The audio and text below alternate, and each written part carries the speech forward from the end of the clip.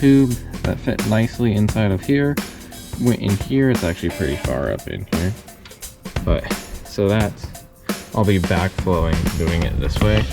And I also grab, this is the top part of it, and so this will drain down into a bucket down there. But remember not to have high flow on here because you may blow out your heater core. That's not what you want. We're gonna turn on just a little bit, not a lot. See what happens. See if I get a huge spill. And turn it up enough.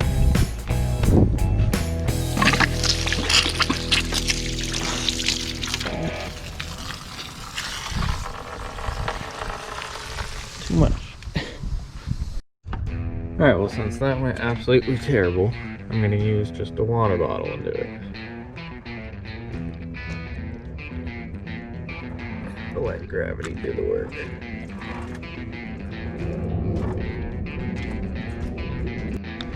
So people say CLR is a great product for doing this. I'm gonna give it a shot, pour it in, let it sit for a long time, and then just flush it out completely, and then see what happens.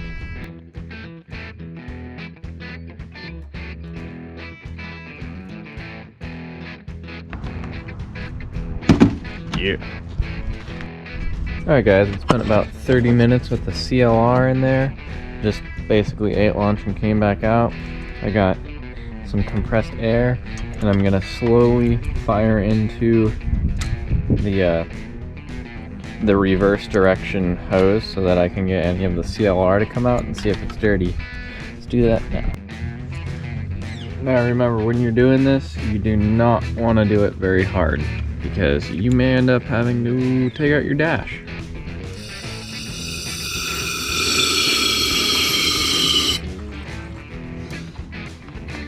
So just don't forget to reverse the direction, because it could be gross either way.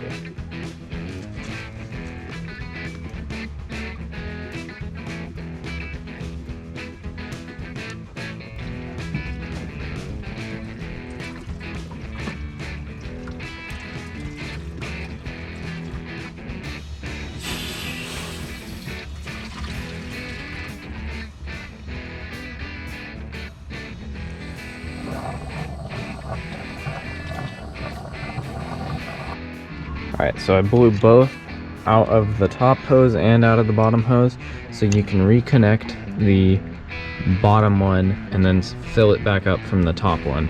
And then once you get it all the way in there, you gotta bleed the coolant system.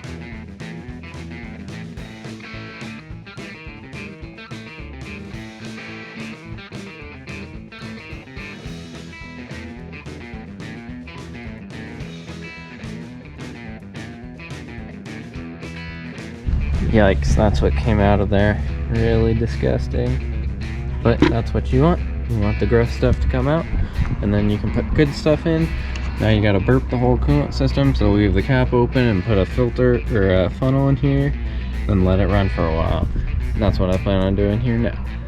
Alright, well, my whole thing's smoking because I got water and coolant everywhere, but you just gotta start it up and wait for the coolant to go down. So for anyone wanting proof of whether this works or not, before I did it, it only got around to like 80 or 90 degrees. Now it gets to 128.6, so like call it 130. That's definite proof that it got hotter. It feels a lot hotter too, so I'd say it's well worth anyone's time. Just definitely don't blow up your heater core, because then you'll wish you hadn't done it. Alright, thanks for watching guys. Hope you liked the video. Please like and subscribe, hit the notification bell so you can know when I update. Have a good one.